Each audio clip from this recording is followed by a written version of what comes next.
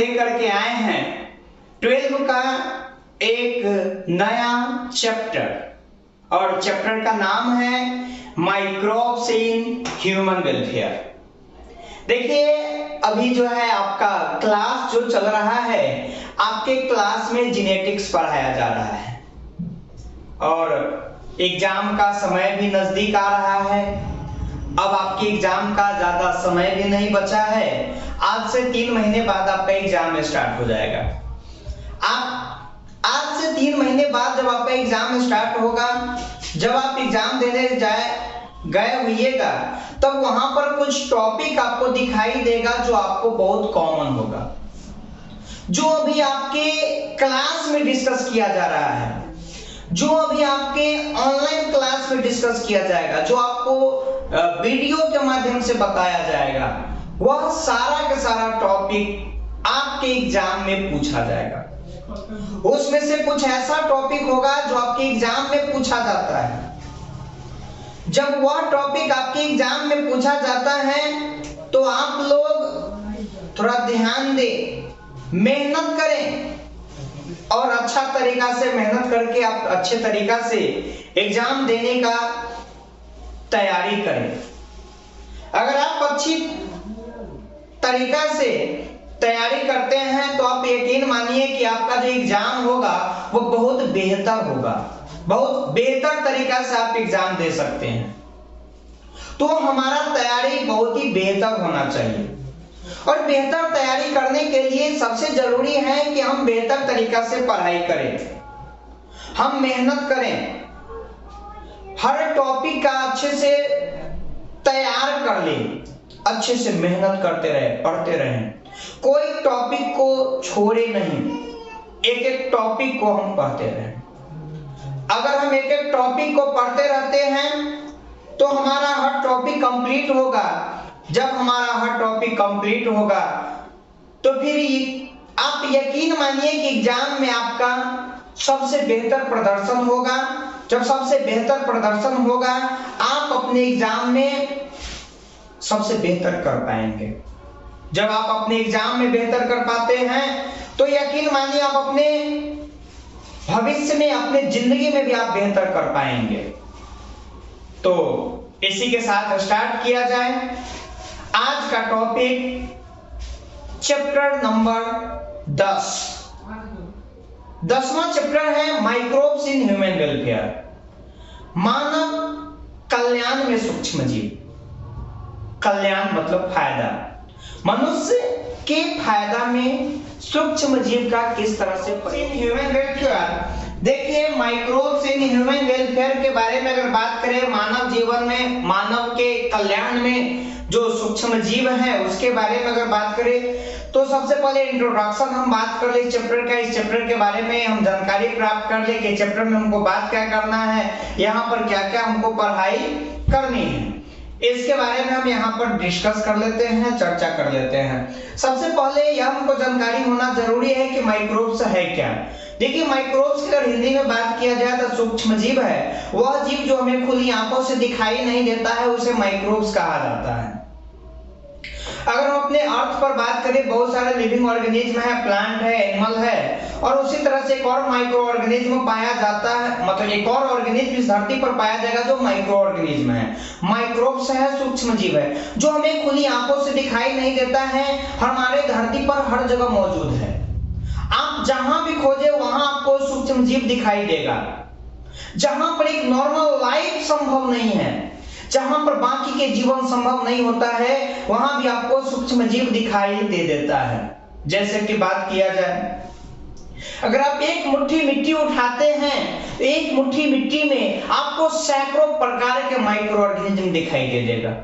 एक मुट्ठी आप मिट्टी उठा करके देखें तो आपको उस मिट्टी के अंदर में सैकड़ों प्रकार के माइक्रो ऑर्गेनिज्म दिखाई दे देंगे।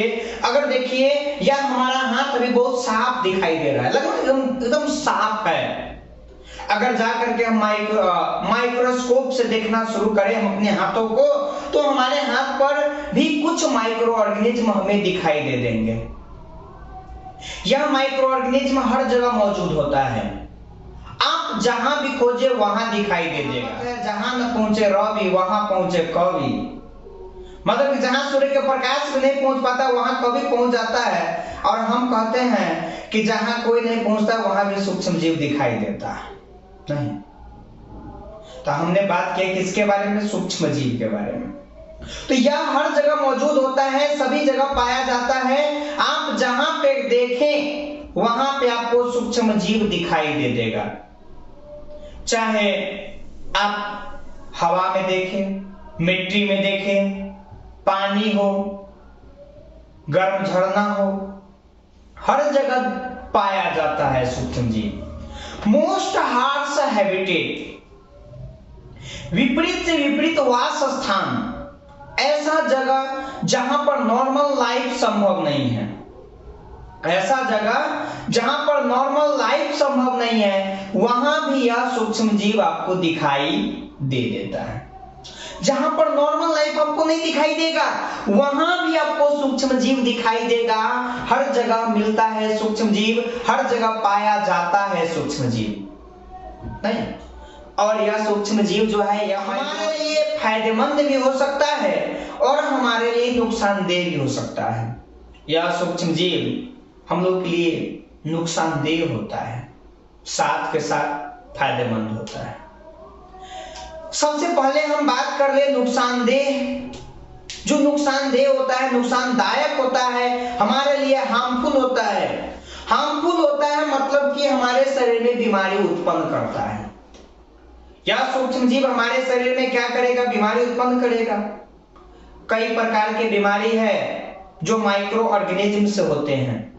कोई ना कोई माइक्रो ऑर्गेनिज्म होगा, सूक्ष्म जीव होगा जो हमारे शरीर में बीमारी उत्पन्न करने का काम करते हैं। हम आगे चल करके एक टॉपिक आपको पढ़ाएंगे जिसका नाम है ह्यूमन हेल्थ एंड डिजीज, मानव स्वास्थ्य एवं रोग। मनुष्य के शरीर में होने वाला बीमारी के बारे में वहां पर हम बात करेंगे। तब आपको बताया जाएगा कि मनुष्य में बीमारी को उत्पन्न करने का काम बहुत सारे सूक्ष्म जीव करते हैं। जो माइक्रो ऑर्गेनिज्म बीमारी उत्पन्न करता है उसको पैथोजन कहा जाता है, रोगजनक के नाम से जाना जाता है, बीमारी को उत्पन्न करने वाला होता है। तो उसके बारे में हम वहां पर चर्चा कर लेंगे। यहाँ पर हम किसके बारे में बात करेंगे? तो यहाँ पर हम बात करेंगे वैसे माइक्रो ऑर्गेनिज्म के बारे में जो हम लोग के लिए फायदेमंद होता है, हमारे काम का माइक्रो ऑर्गेनिज्म होता है, हम लोग को बहुत सारा बेनिफिट देता है। तो इसमें इसी माइक्रो ऑर्गेनिज्म के बारे में हम यहाँ पर चर्चा करने जा रहे हैं। हमको कुछ टॉपिक डिस्कस करना होगा। हमारे बोर्ड पर 5 टॉपिक लिखा हुआ है और इसी 5 के 5 टॉपिक के बारे में हमको डिस्कस करना होगा इस चैप्टर के अंतर्गत। सबसे पहला टॉपिक का नाम है microbes in house hold product. Microbes in house hold product मतलब हाउस होल्ड का मतलब होता है घरेलू उत्पाद। घरेलू उत्पाद में सूक्ष्म जीव, हमारे घरों में किस तरह से सूक्ष्म जीव का प्रयोग किया जाता है। हम अपने घरों में भोजन बनाने में किसी तरह के व्यंजन बनाते हैं ना, हम जो खाना बनाते हैं, भोजन बनाते हैं, डिलीशियस फूड सब जितने स्वादिष्ट भोजन सब बनाते हैं उसमें कहीं ना कहीं सूक्ष्म जीव का प्रयोग किया जाता है। जैसे कि बात किया जाए जो ब्रेड बनता है उसमें सूक्ष्म जीव का प्रयोग किया जाता है। अरे सबसे फेमस एग्जांपल बात कर ले दही। अगर बैक्टीरिया नहीं होता, लैक्टोबैसिलस, कौन से बैक्टीरिया का बात करें हम? लैक्टोबैसिलस का बात करें। अगर लैक्टोबैसिलस बैक्टीरिया नहीं होता तो हम दही ना खा पाते, दही का मजा न ले पाते। दूध से दही बनाने का काम बैक्टीरिया का होता है और उस बैक्टीरिया का नाम होता है लैक्टोबैसिलस। हमारे एग्जाम का बहुत ही फेमस क्वेश्चन, आप ध्यान रखिएगा हमेशा। दूध से दही बनाने में कौन सा बैक्टीरिया सहायता करता है, कौन सा माइक्रो ऑर्गेनिज्म? आप याद रखिएगा लैक्टोबैसिलस। लैक्टोबैसिलस जो है दूध से दही बनाने में सहायता करता है। अच्छा, बैक्टीरिया का बात कर लिए, माइक्रो ऑर्गेनिज्म का बात कर लिए, तो एक और छोटा सा बात हम कर ले कि यह माइक्रो ऑर्गेनिज्म जो है यह कौन से ग्रुप में आता है। तो इसके बारे में अगर बात किया जाए ना तो हम बात करेंगे साल 1969 में साल 1969 में एक वैज्ञानिक था जिनका नाम था आर.एच. व्हिटेकर। क्या नाम था? आर.एच. व्हिटेकर। यह आर.एच. व्हिटेकर क्या किए थे, इस धरती पर जितने भी ऑर्गेनिज्म मौजूद है, प्रत्येक ऑर्गेनिज्म को 5 किंगडम में डिवाइड किए। कितने किंगडम? 5 किंगडम में डिवाइड किए। सबसे पहला किंगडम का नाम है मोनेरा। क्या नाम है? मोनेरा। और उसके बाद के किंगडम का नाम है प्रोटिस्टा। उसके बाद अगर बात किया जाए फंजाई, उसके बाद अगर बात किया जाए प्लांटी, और फिर आ जाएगा एनिमेलिया। तो यहाँ पर बात किया जाए मोनेरा, प्रोटिस्टा, फंजाई, प्लांटी और एनिमेलिया, तो हम बात कर ले कि यह माइक्रो ऑर्गेनिज्म आएगा कौन से ग्रुप में? यह मोनेरा में आएगा। किस ग्रुप में आता है? मोनेरा में आ जाएगा। बात किया जाए प्रोटिस्टा में आएगा, और बात किया जाए फंजाई में आएगा। यही तीनों ग्रुप में माइक्रो ऑर्गेनिज्म आएगा। उसके बाद अगर बात किया जाए तो प्लांट हो गया और फिर एनिमल हो गया। नहीं, तो बात हम करें किसके बारे में? माइक्रोब्स के बारे में, तो यही तीनों ग्रुप में आएगा। अच्छा, एक बार अगर हम 11th का थोड़ा सा चर्चा कर ले, मोनेरा में सारा के सारा बैक्टीरिया आता है। प्रोटिस्टा में जो है अमीबा आ जाता है, यहीं पर प्रोटोजोआ आ जाता है। इसके बाद फंजाई में जो है अब यहीं पर आ जाता है मशरूम, गोबरछत्ता, जिसको हिंदी में कुकुरमुत्ता कहा जाता है, जिसका सब्जी आप लोग खाते हैं। तो मशरूम आ जाता है फंजाई में। दांत, खाद, खुजली, नोसनी, कलकल, एक्जिमा उत्पन्न करने वाला बीजी फंजाई में आता है। प्लांटी में सारा प्लांट आ गया, एनिमेलिया में सारा एनिमल आ गया। यह आपको अच्छे से पता है। तो यहाँ पर हम बात की किसके बारे में? आर.एच. व्हिटेकर 1969 में 5 किंगडम क्लासिफिकेशन देने का काम किए थे, उसके बारे में हमने बात किया कि यह जो माइक्रोब्स है कौन कौन से ग्रुप में आएगा। तो चलिए हम फिर से वापस आते हैं यहाँ पर इंट्रोडक्शन, किसमें हम क्या क्या पढ़ेंगे उसके बारे में हम चर्चा कर रहे थे। Microbes in house hold product, हम अपने घरों में सूक्ष्म जीव का किस तरह से प्रयोग करते हैं? तो दही बनाने में प्रयोग करते हैं, योगर्ट होता है, चीज होता है, पनीर, उस सब में प्रयोग हम करते हैं। ब्रेड बनाने में माइक्रोब्स का प्रयोग किया जाता है। अब जैसे कि जलेबी वगैरह हो गया, उसमें भी माइक्रोब्स का प्रयोग किया जाता है। कैसे किया जाता है वो बात करेंगे आगे चलकर। तो हमने बात किया हाउस होल्ड प्रोडक्ट, घरेलू उत्पाद में सूक्ष्मजीव के बारे में हमने बात कर लिया। उसके बाद आता है इंडस्ट्री में। जो इंडस्ट्री है, इस इंडस्ट्री में सूक्ष्मजीव का प्रयोग किया जाता है, और इंडस्ट्री में किस तरह से सूक्ष्मजीव का प्रयोग किया जाता है उसके बारे में हमको बात करना है। अब इंडस्ट्री में भी प्रयोग किया जाएगा सूक्ष्मजीव का, नहीं, जैसे कि कुछ एंटीबायोटिक हो गया, कुछ एंजाइम हो गया, उसको बनाने में हम सूक्ष्मजीव का प्रयोग करते हैं।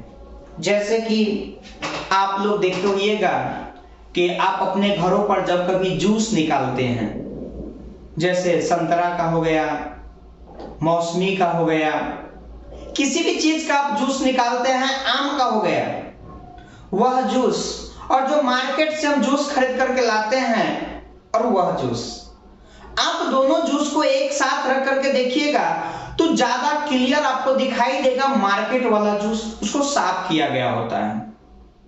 कुछ एंजाइम का प्रयोग किया जाता है जो उसको क्या करता है, क्लियर बना देता है, जबकि हमारे घरों का जो जूस होता है वो उतना क्लियर नहीं होता है।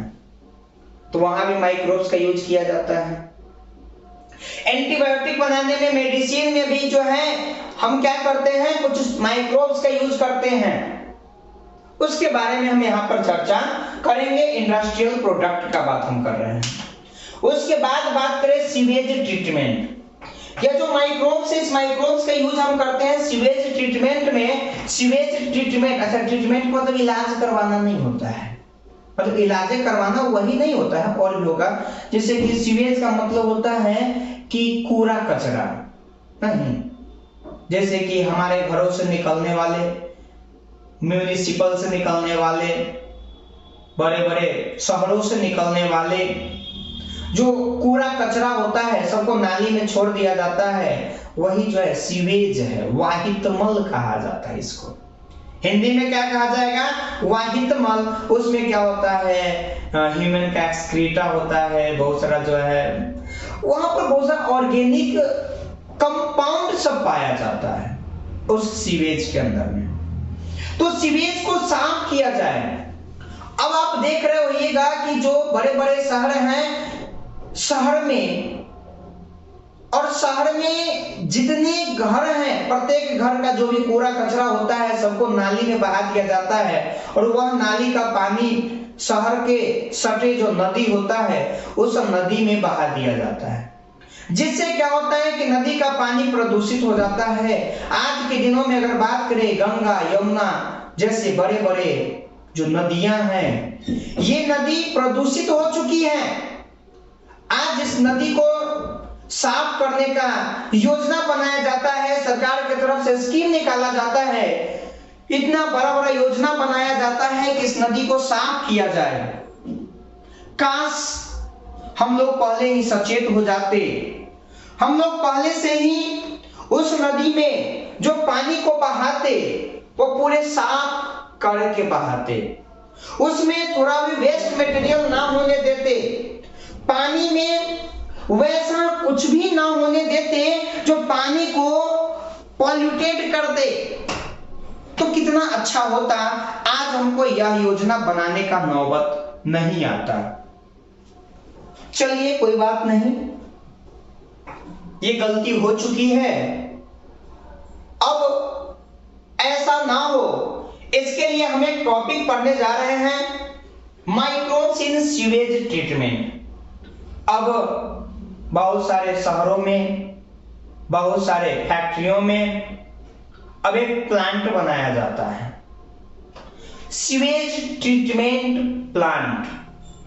सीवेज को ट्रीट कर देना मतलब उसमें ट्रीटमेंट करवाना, उसको साफ सुथरा करना, उसको ऐसा बना देना कि नॉन टॉक्सिक हो, उसमें कोई भी टॉक्सिक ना रहे, और वह जब नदी में जाए नदी के पानी को प्रदूषित ना करे, पॉल्यूटेड ना करे, जिसके परिणाम स्वरूप उसमें रहने वाले जो जीव हैं उनको किसी भी तरह का नुकसान ना पहुंचे। उसी के बारे में हम बात करेंगे, माइक्रोब्स इन सीवेज ट्रीटमेंट। कुछ माइक्रो ऑर्गेनिज्म होता है जो ऑर्गेनिक कंपाउंड को डिकम्पोज कर देता है, डिकम्पोजर होता है, वही सब यहाँ पर यूज होता है। उसके बाद बारे में आगे चल करके हम डिस्कस कर देंगे। एक microbes in production of biogas. Biogas में मेनली मीथेन पाया जाता है, CH4। बायोगैस के प्रोडक्शन में माइक्रोब्स का किस तरह से यूज किया जाता है, एक बैक्टीरिया है मिथेनोजन बैक्टीरिया, जो मवेशी के गोबर में पाया जाता है, बहुत ज्यादा मात्रा में रहता है, उसके ल्यूमेन में पाया जाता है, मतलब कि स्टोमक का एक पार्ट है, वहीं पर यह पाया जाता है मिथेनोजन बैक्टीरिया, जो मीथेन गैस को प्रोड्यूस करता है। यह जो मीथेन गैस को प्रोड्यूस करता है, और वह मीथेन गैस को प्रोड्यूस करता है, और उसी मीथेन गैस का प्रयोग हम लोग अपने घरों में करते हैं ईंधन के रूप में। तो कैसे यह बायोगैस का निर्माण करवाया जाए उसके बारे में यहाँ पर पढ़ना है। देखिए यहाँ पर एक छोटी सी बात आपको बता दे, हम लोग क्या है पारंपरिक जो है जलावन होता है, मवेशी का जो गोबर है उस गोबर से एक हम लोग यहाँ उसको क्या कहते हैं, गोईठा कह देते हैं, नहीं उसको इंग्लिश में अगर बात करें तो क्या कहा जाएगा, गोबर का केक तैयार कर दिया जाता है, नहीं, और उसी केक को लेकर के क्या किया जाता है, जलाया जाता है, और जलाने के दौरान उससे एनर्जी मिलता है, ज्वाला निकलेगा, और उस पर हम लोग भोजन बनाने का काम करते हैं, जिससे कहीं ना कहीं जो हमारा यह गोबर जो है ना, यह फर्टिलाइजर के जैसा काम करता है, यह खाद के जैसा काम करता है, वह खाद कहीं ना कहीं कमता है, तो उसको अंदर अच्छा उस गोबर के अंदर में कुछ माइक्रोब्स पाया जाता है, सूक्ष्म जीव पाया जाता है, वह सूक्ष्म जीव मीथेन गैस को बनाता है, और उस मीथेन गैस से हम क्या कर सकते हैं, भोजन बना सकते हैं, और जो बचा हुआ पार्ट रह जाएगा उस गोबर का, उसको हम लोग बायो फर्टिलाइजर के रूप में यूज कर सकते हैं। किसके रूप में यूज कर सकते हैं? बायो फर्टिलाइजर के रूप में यूज कर सकते हैं। मतलब कि बायोलॉजिकली खेत के, मिट्टी के, सॉइल के फर्टिलिटी को बढ़ाने का काम कर सकते हैं। तो उसमें हम प्रयोग कर सकते हैं किसका? माइक्रोब्स का, सूक्ष्म जीव का। तो इसी के बारे में यही 5 टॉपिक है। सबसे पहला टॉपिक हमने बात किया microbes in house hold product. हम अपने घरों में किस तरह से माइक्रोब्स का यूज करते हैं उसके बारे में बात करेंगे।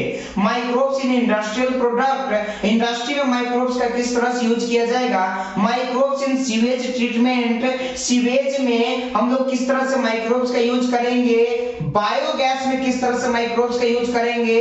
बायो फर्टिलाइजर के रूप में हम अपने खेतों के फर्टिलिटी को बढ़ाने में किस तरह से माइक्रोब्स का यूज करेंगे, उसके बारे में हम बात करेंगे। माइक्रोब्स इन ह्यूमन वेलफेयर, बताइए यहाँ पर हर तरह से कहीं न कहीं मनुष्य के फायदा का बात हो रहा है, इसलिए चैप्टर का नाम है माइक्रोब्स इन ह्यूमन वेलफेयर। एक एक करके प्रत्येक टॉपिक के बारे में हम चर्चा करेंगे।